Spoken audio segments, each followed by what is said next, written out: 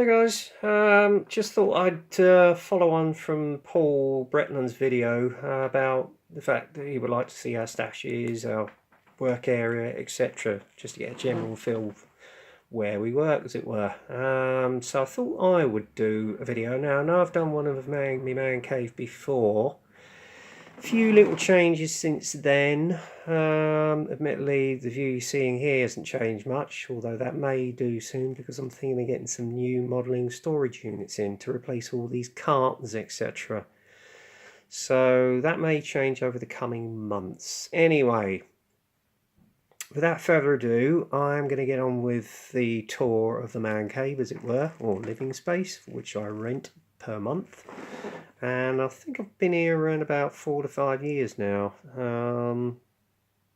and only got back into the hobby around about 4 years ago after discovering all these modelers on YouTube. Subscribed to a few, got in to know about ISM, and ever since then I haven't looked back. So there you go. And also other modelling forums as well that I'm subscribed to, and I've made a hell of a lot of friends, not only here but worldwide, and I just adore this hobby. But lately, time on the bench has been a bit of a premium with work and life and other distractions, as it were, but hey, that's the way it goes. Anyway, without further ado, as I say, we're going to have a quick tour. As you can see, this is my main workbench, which is a little desk unit in the corner of my room.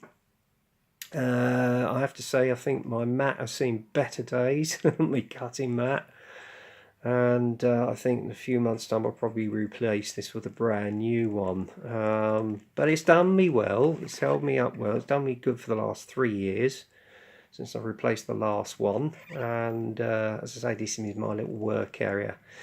Right here is my main lamp, which I use for my modelling. I can't remember which brand it was, but I bought that in around about 3 years ago, and the lights in it are still going strong.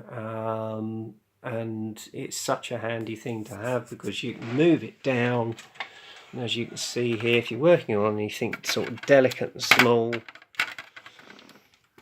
such as a figure, which I've got right here, you know, you can look up close and do all the detail, etc. So it's really handy to have, you know. And not only that, I use it for the lighting on my videos. So it does well. It's daylight lighting, so there you go. Can't wait to keep my water in for me paints when I'm cleaning my brushes. The old trusty kitchen towel. Paintbrush, airbrush cleaner and holder. Yeah, that's seen better days. It's certainly seen enough action, as it were, and I'm thinking of getting a new one soon. And then I've got my old camera holder, which I use for filming my videos, but although I am going to replace it soon because it's getting a bit worn out and dated. A few bit tools in here that I use now and again. A lot of crap in here, to be honest with you, but I'm making my main cutters, which are made by Army Painter. Superb little tool, always use those for when I'm building.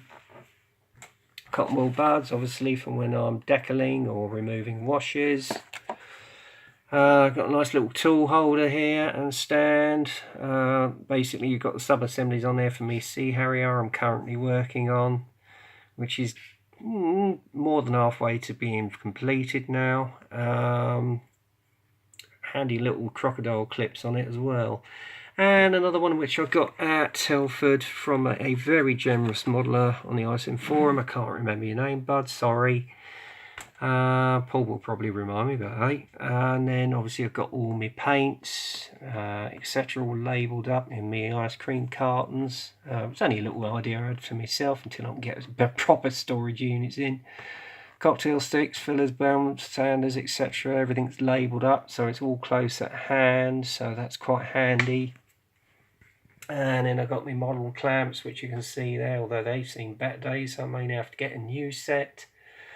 What else? Little glass, Coca-Cola glass, which will keep my main tools in, and my sanders, etc., my knives. Okay. And then obviously I've got my, I'll get that candle out of the way because that was for commemoration of the start of the First World War. Then I've got all my decal solutions, which is Microsol Microset, which I mainly use. You can't go wrong with that. Airbrush holder, which I got some time ago. I think I bought this off of eBay. It swivels around to whichever angle you want to get hold of your airbrushes at. And as you can see, I've got the UMP Apex. That's my go-to airbrush now. Superb little airbrush. So certainly get a hold of one if you can. And then obviously got the H100 and Steenbeck. I think that's the Evolution airbrush. Superb little airbrush. Mind you, I don't use it so much these days, but what I do is use it for fine detail work. Oh, this is the Evolution. I think no, that's the Evolution. That's the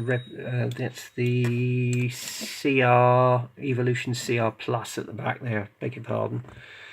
And this is the Harder and Steenbeck Evolution, which I'm very rarely use now, to be honest with you. And this one I use for my priming, which is the Iwata Revolution with a 0.5 needle.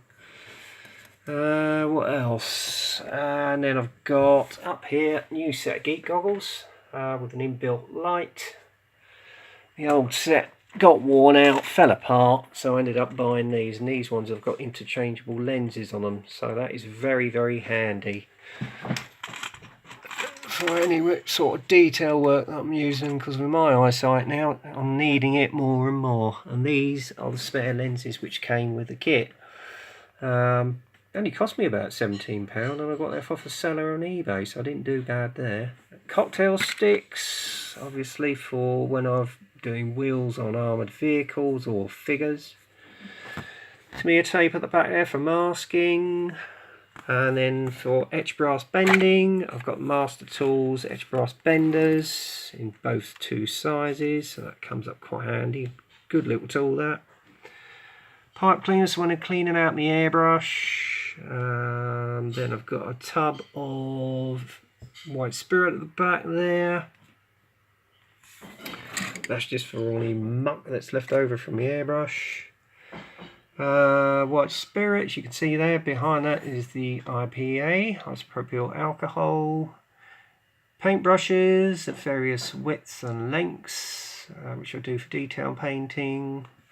Airbrush, brush cleaner at the back there in case I'm using enamels. UMP sanders, and then obviously my spares are at the back and the shot pot here behind the brushes. And Tamiya thin glue, started on that ages ago, haven't turned back, marvellous stuff. And I've also got their ordinary Tamiya cement, and this one, this is a pretty good glue too, the old Revell Contact if you're doing detail work. The old Zappa Gap, which I use for any resin or etched brass. And then up here is my works in progress, which at the moment is the Kinetic Sea Harrier FRS 1 for the Hawk Harrier 50th anniversary buddy builds, and obviously I've got Whitman's Curse Dive, which I'm doing for the Curse group build. Yeah, I think I'm going to be running behind on that, because obviously my main focus at the moment has been the Sea Harrier to get that completed. So I don't think I'm going to get to the deadline, although I will continue with this build until it's finished. That I do promise you. Obviously, because I'm a bit of a Star Trek fan, I've got all the box sets which you can see here, from Enterprise, the original series, going on to the Next Generation, etc, etc, and including the 3 new feature films. A little bit of historic stuff there, which I'm an absolute historic history nut, as you can see there. And obviously I'm a bit of a sci-fi fan as well. Then up on the top here, I've got UMP thinners and airbrush cleaner, various varnishes, primers, thinners, more glues, washes, Tamiya panel line wash and colour, marvellous stuff. I've started using that in a few of my builds now. This is what I use for enamel clearing down for my bottles for decaling and weathering. Never go look back with that, always never had any bad results with that. And then we're moving on to here. As you can see, I'm a bit of a Doctor Who fan. In fact, I'm a massive Doctor Who fan and an Only Fools and Horses fan. And I do like my detectives as well, as you can see here, with all the box sets of Sherlock, a few films, and there's some of my reading material, which I've yet to read through. Music, as you can see there, I tend to be more of a classical music person myself. A few of my books there, autobiographies, etc. And as you can see there, I like my detectives, particularly Morse and Luther. And I don't know if anyone remembers Secret Army, but I'm sort of making my way through that at the moment as well. Okay, but as you can gather, I'm a bit of a history geek and a cult geek as well, because I love Gerry Anderson, so there you go. And these are all my reference books, which are down here. Bit for Star Wars, tanks, etc. AK books, terrain modelling, advanced terrain modelling, tank art, and I've also got a few of these Osprey series as well. So they do come in really handy when you need them. And then obviously I've got a little bit more of my stash here, BT7. Centurion, and that one's the Terminator around there, and I've got the Calshot Centurion there as well. There you go. Right, moving round, I'll look under the stash. Oh, actually, over here, a few more reference books, which you can see there, and a magazine I tend to get each month, which is, hang on, let me have a look. Military Model Craft International. That's not a bad little magazine. If you can get hold of it, by all means do so. Anyway, moving down. Some of my stash. This is most of my Tiger stash. I'm a bit of a Tiger nut, as you can gather. Few rare ones there, which you can see, when it's particularly Kurt Small's Tiger 1. Unfortunately, King Tiger is very, very scarce. I've tried looking for it on eBay, but I can't find it anywhere. And that one, believe it or not, is the original 6253 of Dragons with all the goodies in it. Now I'm going to save myself that one for a Whitman Tiger. And then obviously this is another rare one, Otto Karis's mid-production. You can't hardly get hold of that now. And then you've got the old Tiger 131. Whitman's early Tiger and Tamiya early Tiger, and then you've got the initial Tunisian there, the Elephant, Ferdinand, Porsche Tiger, the only one that ever actually saw service, and obviously you've got the Jag Tiger there. This is a recent one I got of a King Tiger 2-in-1 re-release. In fact, that was probably the original. It's a re-release of the original Kurt Small Tiger, but without the goodies, unfortunately. This was one my brother bought me 3-4 years ago. I'm yet to build, which is the Königsberg Tiger from Tamiya. I've got the Porsche there with Zimmerit, Fairman from Arrowfield, Sturm Tiger from AFV, and what else have I got? This one here, which is the Bergt Panzer Tiger 1, which I believe is getting rarer and rarer to get hold of now. Few more kits in these boxes, which I'm not going to get out now. And this one is my little handy drill bit, which I use now and again for specific jobs with all the sanders, etc. on here. So that does come in handy now and again. Okay, and then down here, Spitfire Mark IIA 132nd from Revell, and then you've got the T90 from Zvezda, which apparently is one of their better kits. Over here, got the old Trumpy Tiger 1, late production, which actually comes with its own plastic Zim, so that will be an interesting build to do. And then I've got the Pershing from Hobby Boss, which Steve Mottram I kindly bought off with a very good deal. And then up here is the Airfix Swift, which I still intend to do the Tim Edwards Scale 100 build. So it's a bit out of focus. I will do it, Tim, but as I say, I probably won't make the deadline, but I will continue with it. Anyway, next one. I don't know why this has gone out of focus, but let's see if I can point it in a bit more. That's a bit better. Sorry about that, guys. Right, there you go. Get a better look at the old Swift. And then you got the Bandai AT-AT. That it looks a super kit to build.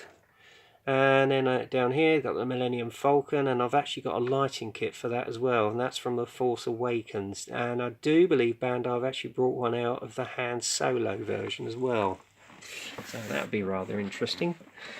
Right, up here, a few bits of crap. Actually, whoops, nearly got a sneak preview of the base for the Sea Harrier then. Right, keep that out of shot because I want to leave that for my stews back at the bench. And bits of plastic, etc. in here, which I use for any sort of scratch building, etc. A few reference photos for past projects. This is a base from Verlinden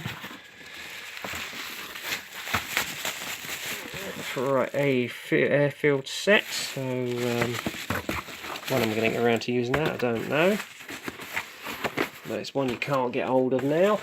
And I forget what's in this box, but never mind. A few figures up here, my turntable which I use for my final reveals. Keep my metal barrels in there. Bandai X-Wing from the Force Awakens. Darth Vader figure. K2SO. And then I've got the First Order TIE Fighter. Now down here is a bag of Celluclay, which I'm yet to use. And then there's all my diorama stuff, which is woodland scenics, grass, snow, etc. and gravel, and some of their glues and some PVAs. So that's that. And this is a diorama which I'm intending to get finished later this year. Okay, getting more pictures of it from Doctor Who, signed photos, well some of them are printed. This I actually got from a former girlfriend of mine. So I keep that, a little bit of sentimental value. A few bits from my Doctor Who corner here, which you can see. And a few signed photos. There you go. And this is my Star Wars Bandai builds, including the Revell AT ACT I did last year. And they do make superb kits, I have to say, all of them. Love Star Wars. This is my current project, which is the Sea Harrier for the Hawk Harrier 50th anniversary buddy build. I'll do more of an update on that when my stew's back at the bench, but it's getting there, guys. It's getting there. This is the AS90 I did about a couple of years ago. This is my first Tiger I did for my current tribute build at the time. That was my first ever group build, which was for the Styrene Syndicate Community Tank group build, the old Tamiya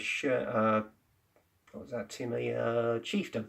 And that was my first ever armour build, the old venerable Tamiya Panzer IV Aus D. Right, moving on.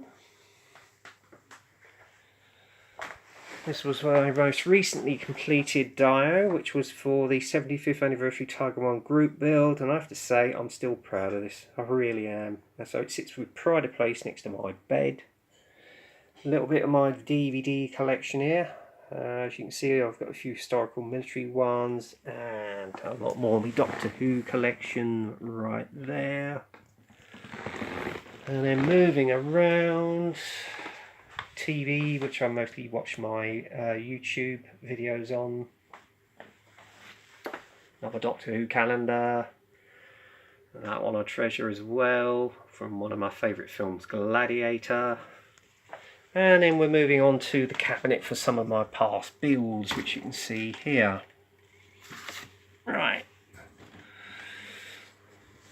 And this one at the back here was from the World War I group build, which I did a couple of years ago to sort of reenact a scene from the Battle of the Somme.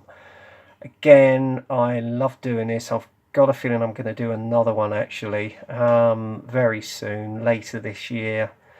just because it's going to be the 100th anniversary of the armistice. So I probably will do another one for that group build. This is my most completed build recently, which was my first sub, which was the U-97 or 96 from the film Das Boot. I absolutely loved doing this, and believe it or not, I've actually got another sub in my stash to build at some stage. And this was my Thomas Amsel Gruber Tiger 1 build, which was my second Tiger. Dragon kit, mid-production, which I think since been re-released, and I used Fog Models base for this, as well as the figures that were with the kit. Actually no, these were separate figures from a Tamiya tank cruiser, I think. This was a build I did to reenact the Battle of the Ardennes for the Steve Mochins M group build around about, I think it was just over a year ago. Again, that was another favourite of mine. I love doing winter scenes. This one was one for the Leopard group build, which I did. Again, it was a lovely little kit, still stands up well for its time. And the weathering I actually did and made a mental note for when I went to Tank Fest, so there you go. Few bits of reading material, as you can see here. A few pictures of friends, and that was my late dad, who passed away 11 years ago this August. He was a very keen modeller, mostly aircraft. He did actually do a superb one of a Cathay Sark one time. There you go. And more Doctor Who, so that's all that. More my stash in here, mainly aircraft, which you can see. Oops, if I can get it into shot. Oh, hang on, move the fan out of the way because it's very warm in here today. How are we coming up to? 21 minutes, so I've got another 13 minutes. So I've got plenty of time. Right, there's quite a bit in here, so I'm not going to get it all out. This was a recent acquisition, Airfix Harrier GR1. Beyond that, I've got the old Venerable Jumbo, which I'm going to see if I can get some aftermarket decals for. The SE5A from Edwards, the Wolseley Piper engine. Focke-Wulf 190A5 from Edwards. This was a recent acquisition as well, but I'll go more into that later. Another Harrier. And this was a special hobby of the HE178 Fumar Edward Brisfit. This I actually got as a Christmas present from a Secret Santa on ISM. And I've also got the ME109E1, which is a very rare kit to get hold of now. Down here, ME262 Night Fighter from Hobby Boss, Tamiya 148th Razorback Thunderbolt. Another jug up there with the old bubble canopy. This was a present from my brother a couple of years ago as a birthday present. And I bought this one on the ISM stand from UMP Products, which was the old F20C Tiger Shark. This was a recent acquisition, Spitfire Mark 14. Revell Mark 5C, Bolt & Pawn Defiant Mark 1 from Airfix. That's just another Verlinden set I've got for one of my King Tigers, and a nice couple of sets of value gear here, which you can see as well for your Sherman. ICM Spitfire Mark 8, Mark 9, another Mark 9, Faust D3A, 109K, X1, what's this? Oh, it's a spare track set for my SDKFZ 5251 at some stage. I've got a Tamiya kit way in my stash there somewhere. Another Type 7C sub, and then I've got another Kinetic Sea Harrier T2, T4 to build at the back there. So that's those, and if I get a few more out, you might be able to see a few more. Airfix Whitley, Lightning, Royal Class 109 G10, which actually got off Tim some years ago, and I still keep that in my stash. And I've got the FX BAC TSR2. Now I am getting loads of aftermarket in that for that, and as soon as it's all in, I will get that built. So that's that. And I got a few figures from Telford last year, or was it the year before? British Air Force Sniper from Gordon Miniatures, I think it is, and the Monty figure as well. More spare track sets from my Cromwell, which I've got in my stash. And a few dragon figures there. Right, let's put everything back. Oh, and this is a bust of Michael Whitman. At some time I'm going to build. That's that. Try and get everything back as it was. A bit like a jigsaw puzzle in here sometimes. Hang on, bear with me. Right, let's try and put everything back.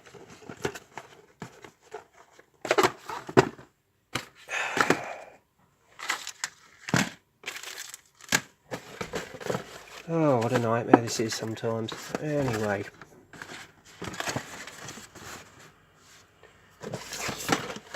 That's it. Sorry about that, guys.